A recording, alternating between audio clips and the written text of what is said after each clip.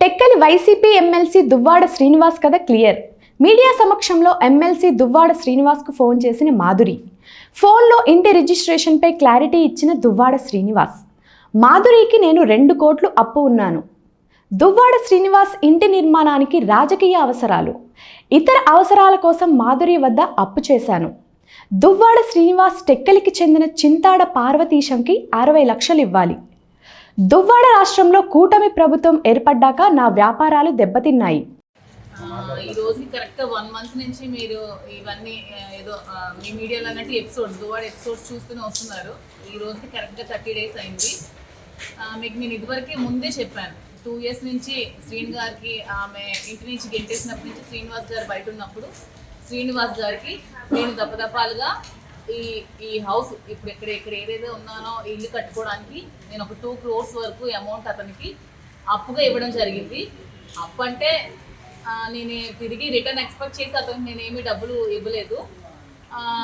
ఈ ఎలాగైనా కార్యాలయం నిలబెట్టుకోవాలి, మళ్ళీ శ్రీని గారు ఇక్కడే టెక్కల్లోనే ఉండాలి, మళ్ళీ వైసీపీ కార్యాలయం కూడా ఇక్కడ టెక్కల్లోనే ఉండాలనే ఉద్దేశంతో ఈ అమౌంట్ అతనికి ఇవ్వడం జరిగి ఈ ఇల్లు మళ్ళీ కన్స్ట్రక్షన్ చేసుకోవడం జరిగింది. ఇక్కడే కార్యక్రమాలను చేయడం కూడా జరిగింది. కానీ ఒక 1 month బ్యాక్, ఈ 2 yearsలో ఎప్పుడూ లేని 1 month బ్యాక్ వాణి వచ్చి తన ఒక 100 మంది మనుషులతో వచ్చి ట్రెస్ పాస్ చేసి ఇళ్ళది విరగొట్టి, డోర్స్ విరగొట్టి, గోడలు పగలగొట్టి ట్రెస్ పాస్ చేసి లోపలికి వచ్చింది. లోపలికి వచ్చి ఈ హౌస్ కూడా ఆక్యుపై చేసుకోవడానికి ట్రై చేసి కోర్టు కూడా ఆశ్రయించింది. నేను కోర్టు వారి నిర్ణయానికి ఎప్పుడు కూడా గౌరవిస్తాను, నేను కోర్టుకి నేను ఎప్పుడు ఎగ్నెస్ట్ కాదు. ఇది కూడా ఆక్యుపై చేసుకోవాలని చూసినప్పుడు శ్రీని గారిని నేను కలిసి, శ్రీని గారు ఇంకేం పరిస్థితి, ఇది కూడా ఆక్యుపై చేసుకుంటే ఎలాగా, మీకోసం కదా, మీ మీద అభిమానంతో ఈ పార్టీ కార్యాలయం మళ్ళీ నిలబెట్టాలని కదా మీకు డబ్బులు ఇచ్చాను, ఏంటి పరిస్థితి అంటే, నువ్వు దానికోసం ఎక్కువ ఆలోచించాల్సిన అవసరం లేదు, నాకు ఎప్పుడు ఒకలా డబ్బులు ఉంచుకునే ఆలోచన మనిషిని నేను కాదు, ఈ హౌస్ని నీ పేరు మీద రిజిస్ట్రేషన్ చేస్తానని చెప్పి 6వ తారీఖు మార్నింగ్ పలాస రిజిస్టర్ ఆఫీస్లో నా పేరు మీద ఈ ప్రాపర్టీ రిజిస్ట్రేషన్ చేయడం జరిగింది. సో మీ పత్రికా ముఖంగా నేనేం చెప్తున్నానంటే, ఈ ప్రాపర్టీ కంప్లీట్గా నాది, లీగల్గా ఈ ప్రాపర్టీ కంప్లీట్గా నాది. సో ఈ ప్రాపర్టీకి వాణి కానీ దానికి సంబంధించిన వ్యక్తులు కానీ అనుచరులు కానీ ఎవ్వరు కూడా రావడానికి ఎటువంటి రైట్ లేదు. ఆమె భర్తతో ఏవైనా విభేదాలు ఉన్నా, ఏవైనా లీగల్ ప్రాబ్లమ్స్ ఉన్నా ఆమె లీగల్గా తెచ్చుకోవాలి తప్పితే ఇలా ట్రెస్ పాస్ చేసి 100 మంది తీసుకొచ్చి, నిన్న కూడా మీరు అందరూ చూశారు, నేను ఒక్కదాన్నే ఉన్నాను ఇంట్లో, నిచ్చెన పట్టి పైకెక్కి నన్ను చంపడానికి ప్రయత్నించారు, పవర్ కట్ చేశారు, వాటర్ లేదు, నిన్నంతా పవర్ లేక వాటర్ లేక చాలా సఫర్ అయ్యాను. పోలీస్ వాళ్ళు చాలా సపోర్ట్ చేశారు, నేను కాదనట్లేదు. ప్రభుత్వం కూడా నాకు అండగా నిల్చోవాలి ఈ విషయంలో, ఎందుకంటే ఇది నేను డబ్బులు ఇచ్చి కొనుక్కున్న ప్రాపర్టీ కాబట్టి. ఇక్కడికి అలాంటి ఇంకా ట్రెస్ పాస్ ఇంకొకటి జరగకున్నా, ఆవిడ మళ్ళీ ఇక్కడికి రాకున్నా, నన్ను ఇబ్బంది పట్టకున్నా, మీరు మీ మీడియా వాళ్ళు, పోలీస్ వారి, ప్రభుత్వం అందరు నన్ను ఆదుకోవాలని, నాకు అండగా నిలబడాలని కోరుకుంటున్నాను. నిన్న ఎవరు అడిగారు శ్రీని గారు ఇది ఇష్టపూర్వకంగా చేశారా ఏంటా అని, దానికి సంబంధించి శ్రీని గారికి కాల్ అనేది లేదు. కోర్టు వారికి సంబంధించిన ఎలాంటి ఆర్డర్స్ అయితే దీనిపైన లేవు. కాబట్టి అలాగే మేము గతం నుంచి ఏదైతే ప్రాపర్టీ ఆయన బాకీ ఉన్నారు కాబట్టి అది అడగడం జరిగింది. ఒకవేళ ఆయన ఇవ్వకపోయినా కోర్టు నుంచి అటాచ్మెంట్ తెచ్చుకుంటాం మేము, అలాగే ఆ ప్రాపర్టీ రికవర్ చేసుకునే అవకాశం ఉంటుంది. అంటే ఈ సైట్కి సంబంధించి పార్వతీశ్వర మాస్టర్కి 60 లక్షలు ఇవ్వాలి, మరి మాధురికి రిజిస్ట్రేషన్ చేశారు, నా డబ్బులు నేను వసూలు చేసుకుని అవసరం ఇదే ఇంటి ముందు నేను ధర్నా చేస్తాను అంటున్నాడు. శ్రీని గారు ఇప్పుడు క్లియర్ గా మీ ముందే కదా చెప్పారు, పార్వతీశం గారు కూడా నేను ఇవ్వాల్సిన బాధ్యత ఉంది, 60 lakhs పార్వతీశం గారు కూడా నేను క్లియర్ చేస్తానని చెప్పారు కదా. శ్రీని గారు ఎప్పుడు కూడా ఒక డబ్బు తినేసే మనిషి కాదండి.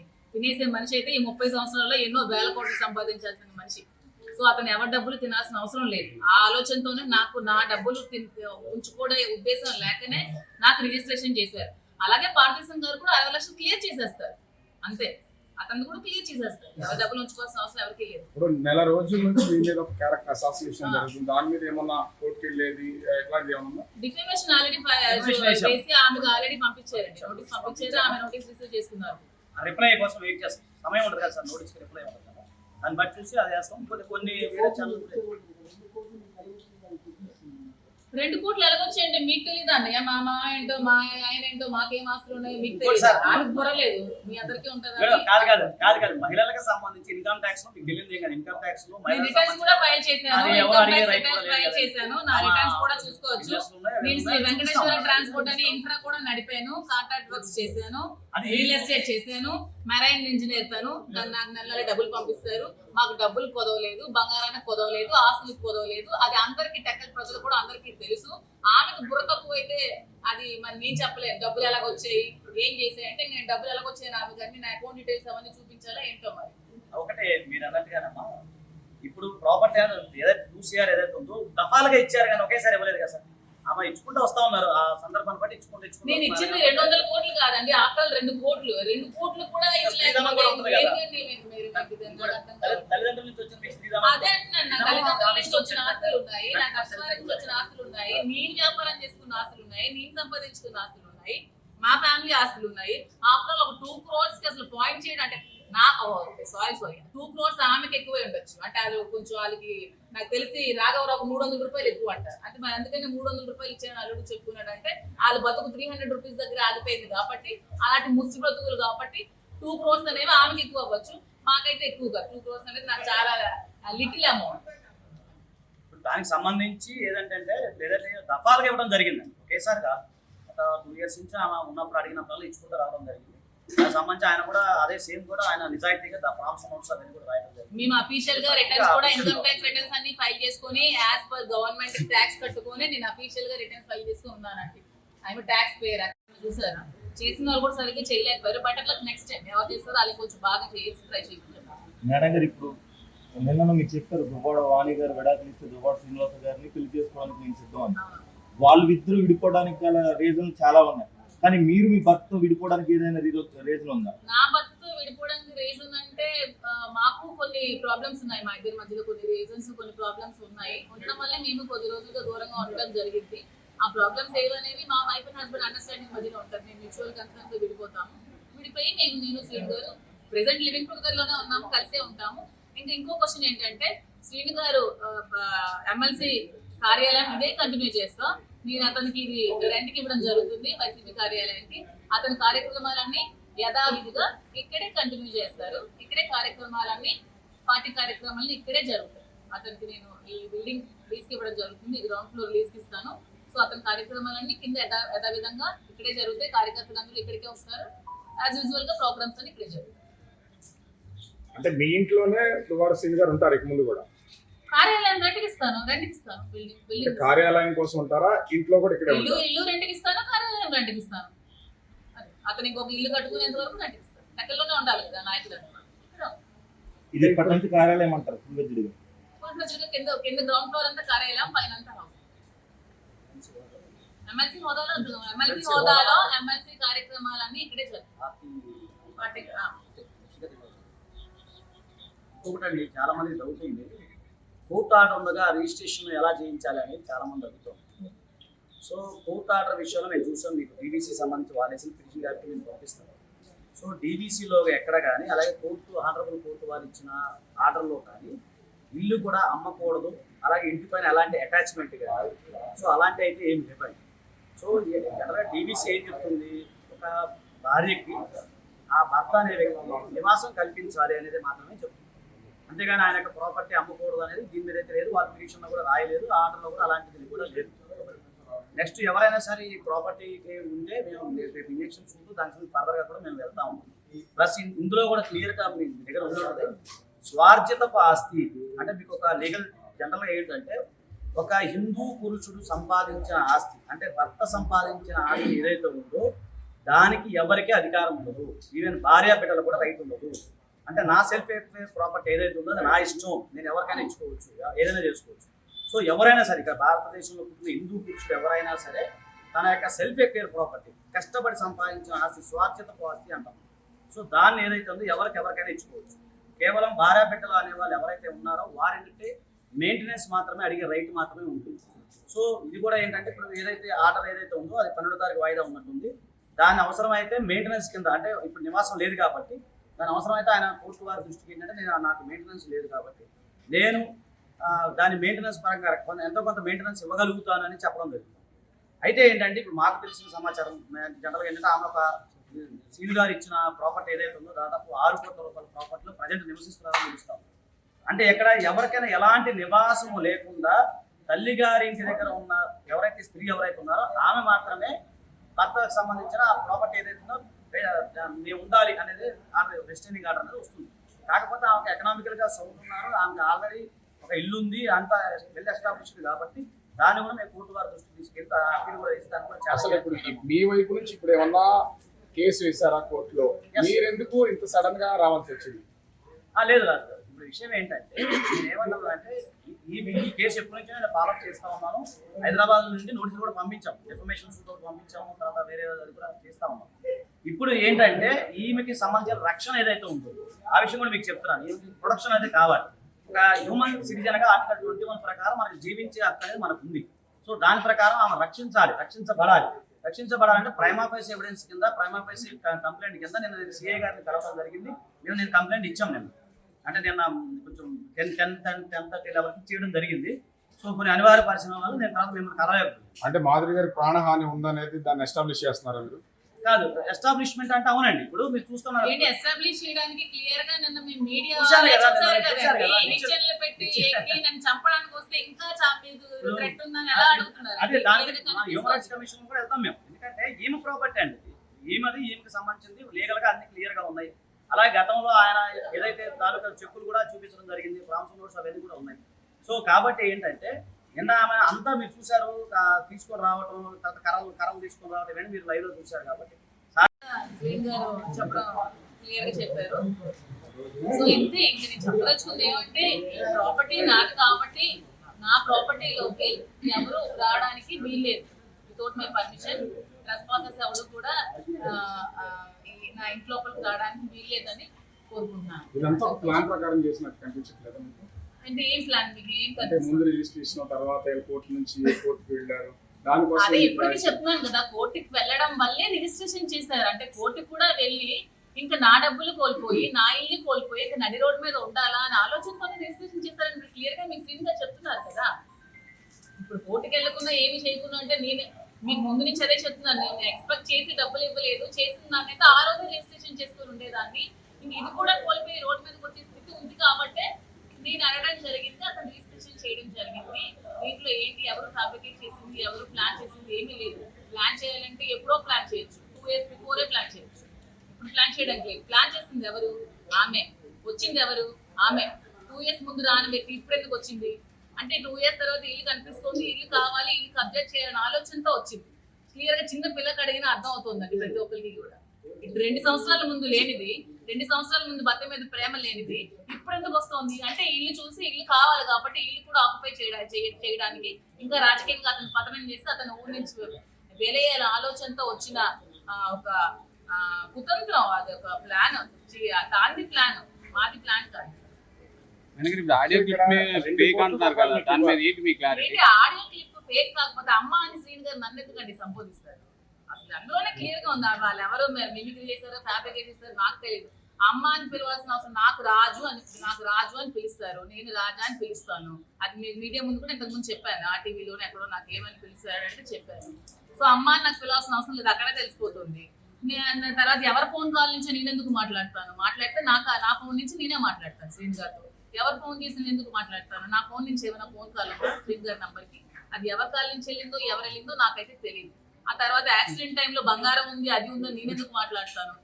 అదంతా ఒక ప్లాన్ చేశారు కాబట్టి ఇట్ టేక్స్ 25 days టైం. ఆ యాక్సిడెంట్ నుంచి 25 రోజులు టైం ఎందుకు తీసుకుంది? వాయిస్ రిలీజ్ చేయాలంటే యాక్సిడెంట్ రోజే కదా రిలీజ్ చేయాలి.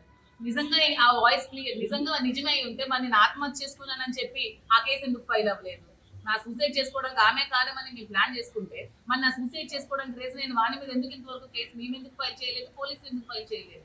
ఇప్పుడు ఈస్ ట్రూ, కేసు ఫైల్ అవ్వాలి కదా ఆమె మీద. నా ఆత్మహత్య ప్రేరేపించింది ఆమె కాబట్టి, నా ఆత్మహత్య కారణం ఆమె కాబట్టి చెయ్యాలి. ఆమె అది ప్లాన్ చేసి ఆడియో రెడీ చేసుకుంది అంటే అది కూడా ఒక బాగుంటుంది కదా, ఈ టైంలో రిలీజ్ చేస్తే ఆవిడకి సింపతి మాకు ఎగ్నెస్ట్ గా ఉంటుందని ప్లాన్ చేసిన అది ఒక ఫ్యాబ్రికేటెడ్ వాయిస్ అండి. క్లియర్ గా ఉంది, ఎవరైనా అర్థం అవుతుంది అసలు. నా రాజా ఇప్పుడు నేను మీడియా ముందు ఉన్నాను, ఈ రిజిస్ట్రేషన్ ఈ పేపర్స్ కోసం వాళ్ళకి ఏదో డౌట్ ఉందంటే అడుగుతున్నారు. ఈ రిజిస్ట్రేషన్ అనేది మీరు ఇష్టపూర్వకంగా చేశారా ఏంటి అనేది వాళ్ళు తెలుసుకోవాలనుకుంటున్నారు.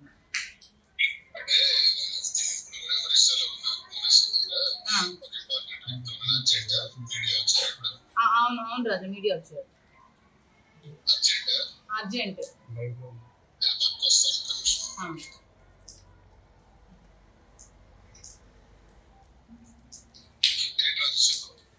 ఇప్పుడు మీరు రిజిస్ట్రేషన్ ఈ ఇల్లు రిజిస్ట్రేషన్ చేశారు కదా, అది ఏ విధంగా చేశారు? మీరు మీరు ఏం ఆలోచించుకొని నా పేరు మీద రిజిస్ట్రేషన్ చేశారు? మీ ఇష్టపూర్వకంగా చేశారా, అది మీ స్వాధితం ఏంటి అనేది ఒక 2 విషయాలు మీరు చెప్పేస్తే మీడియా వాళ్ళు కూడా డౌట్స్ క్లియర్ అయిపోతాయి. ఇంకెవరికైనా ఏమైనా డౌట్స్ ఉందో అందరూ కలిపి, పబ్లిక్ కూడా జనాలు కూడా.